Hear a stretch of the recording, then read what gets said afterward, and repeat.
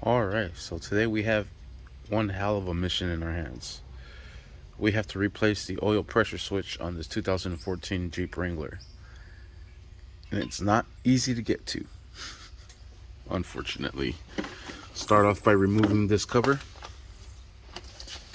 What we have to do is remove this whole upper intake manifold and the lower intake manifold. So we have to pretty much destroy the upper engine. What we're going to do is disconnect the negative terminal first using I want to say negative 10 10 millimeter socket. Maybe because I'm being so negative about this whole situation. Remove this out of the way. That way we cut off all electricity going to the engine and to the ECU, because we are going to be disconnecting the throttle body and maybe some other stuff. Alright, so with this 10 mil, we'll start off with these as well. Remove these from there. That one's going to be fun to get out. It's just spinning. And it looks like someone had this issue already. Found a solution for it. This is going to be an 8 mil for this one as well. Loosen these up. This one as well. Remove the intake. There is the mass airflow sensor attached to it as well. There it is. Disconnect that from there. Press that in and pull that out. Set this over to the side. I don't think we need to remove the air box, but there is a hose attached to it and it runs right along the manifold. So hey, why not? This just pulls up and out. A little stubborn to get to, but you'll work it out. And disconnect that hose. Set this over to the side. Alright, next we're going to disconnect the throttle body. From there, might need a trim tool removal for this here. Let's disconnect this mass airflow sensor. Oh, I'm sorry, manifold pressure sensor. This is the mass airflow. Oh man, pull these lines out. I thought that was gonna be a word. And let's see what else next we gotta take off. Alright, using the trim tool removal, let's remove this pigtail from there. Perfect. Looks like there is a bracket here. And hopefully that's the only one. I wouldn't think so. It's a Dodge product. I think there is another bracket right up here, but it looks like someone has been in here already. There's some part missing.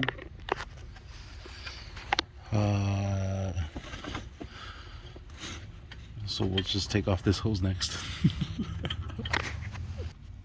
Alright, I'm using some needle nose to break that loose. Just wiggle it back and forth and you'll hear that little break. And pull this sucker back. There it is. Set that over to the side. What's next? There is a bracket right here. That's this massive pigtail connection on here. We might have to unplug that and remove that.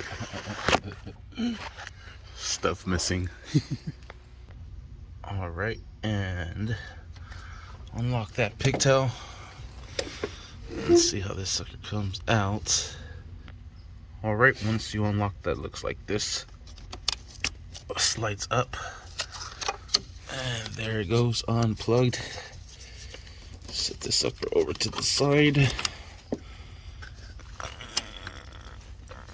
You got a little pigtail. There you go. Oh, that one was supposed to be connected back there. It was not. Half-assed jobs, I swear. Wow, this rail is not into place.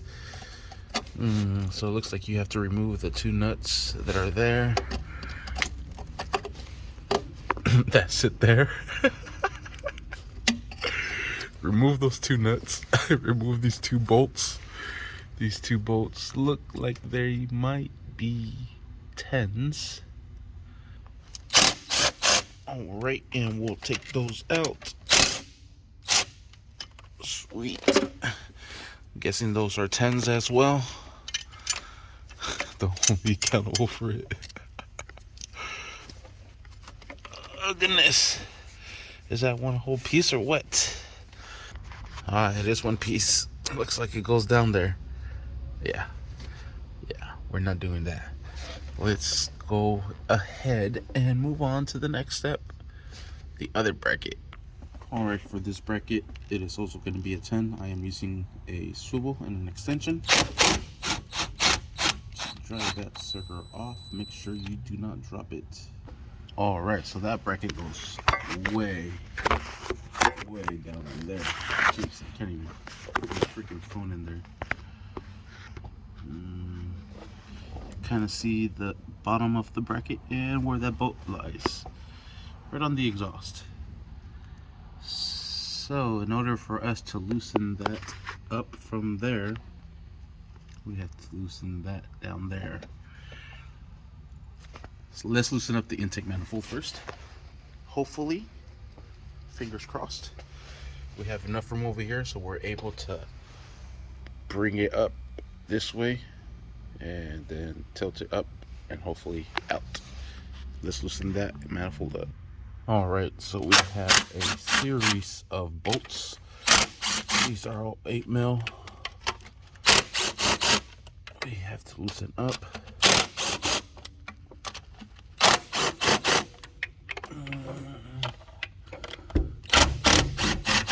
And it's sprung up a little bit. Did we get all of them? I want to say there's one more. Maybe not.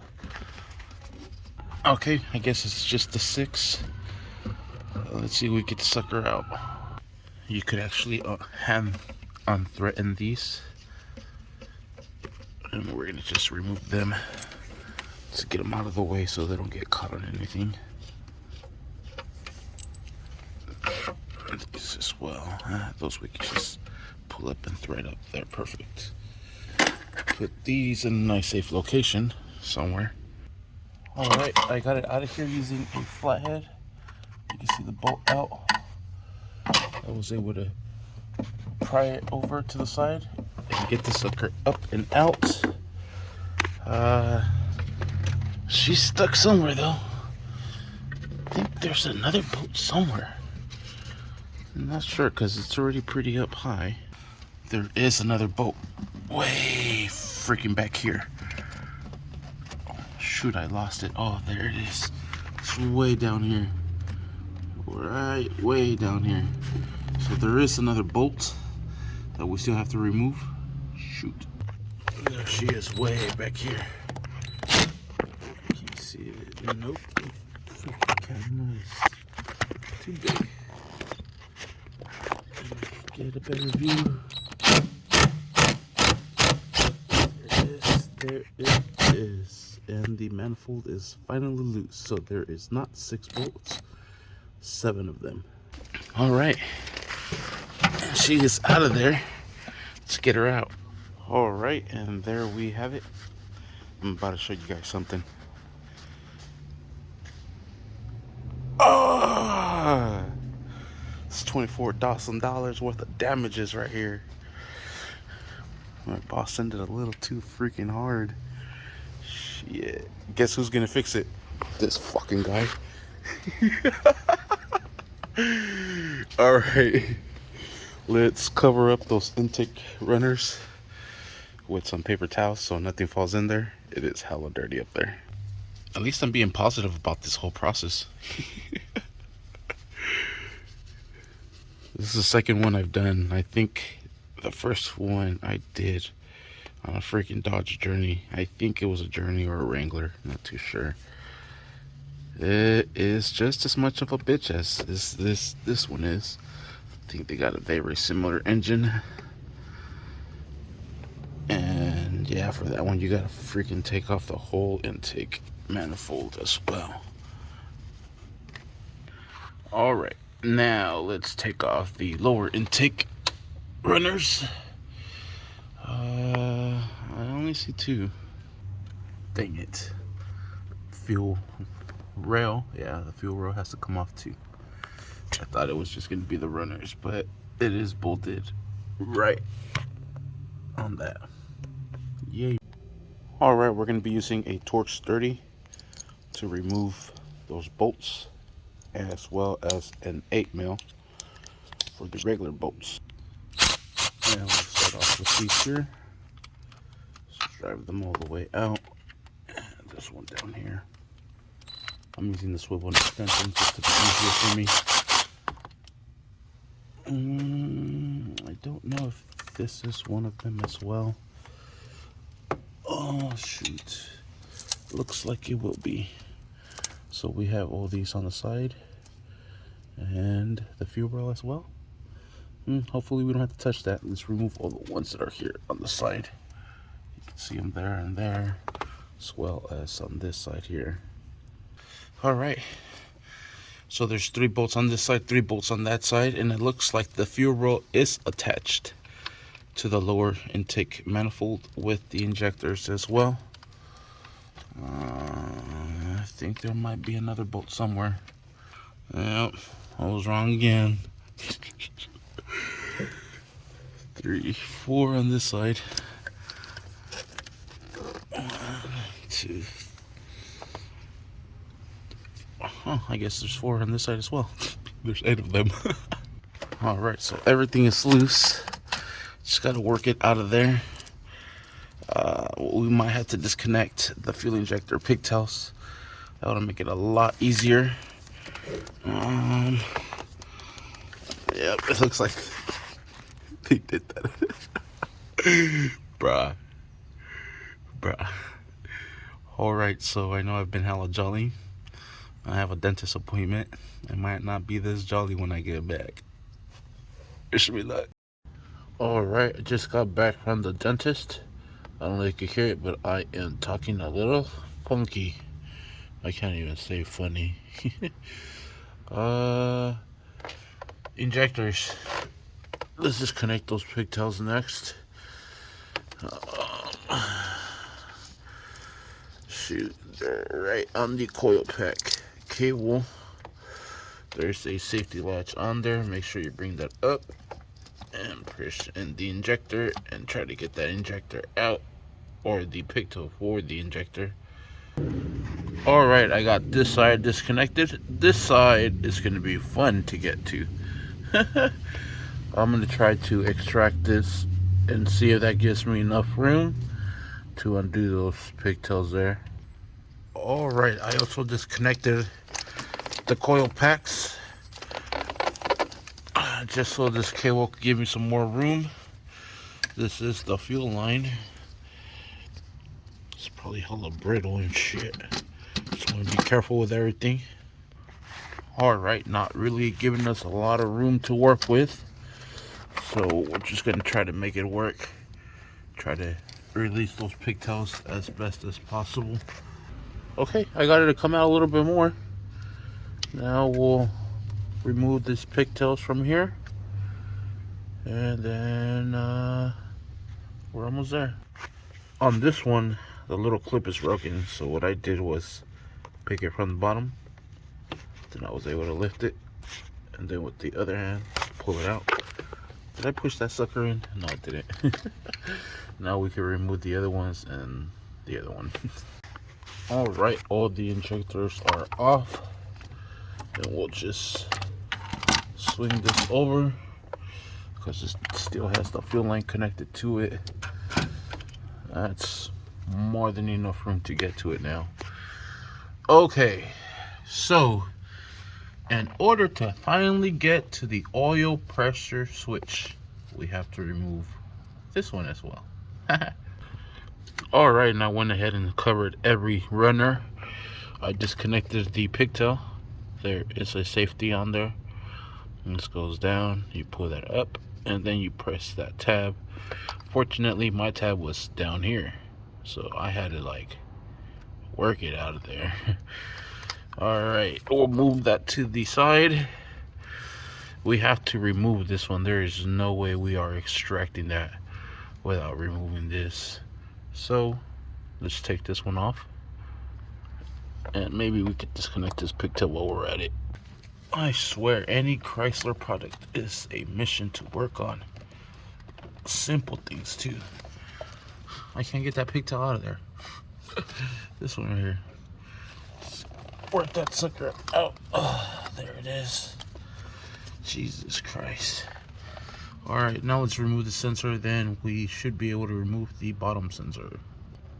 Alright, that first sensor is going to be a 19. Holy smokes, that sucker is on there tight. Damn.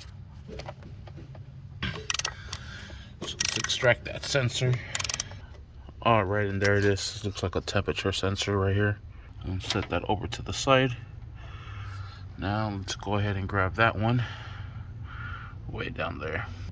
Alright, so this is a 27mm socket. It is one hell of a socket.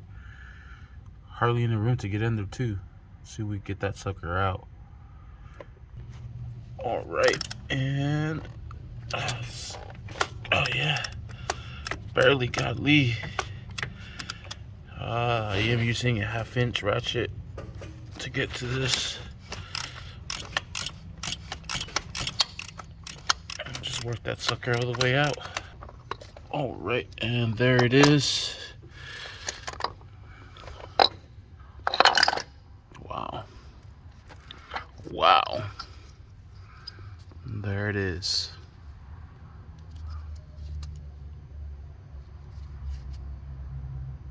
Oh, it's broken. I was gonna say it kind of looks brand new. Oh well. Stupid sensor. That's how you remove that freaking sensor from there. Sorry. Had to spit blood. Pulled out 3 freaking molars. Holy fuck. I don't even know how I finished this. Anyways, this video is just to take off that stupid sensor I just threw. There it is, the oil pressure switch, the oil reader. Fuck you, sensor. This video is just how to remove it. Stay tuned for the next video of how to install the replacement. Look at the motherfucker, looks the same, bro. I think we should go OEM, to be honest with you. But stay tuned for that video. Thank you for watching. Please like and subscribe.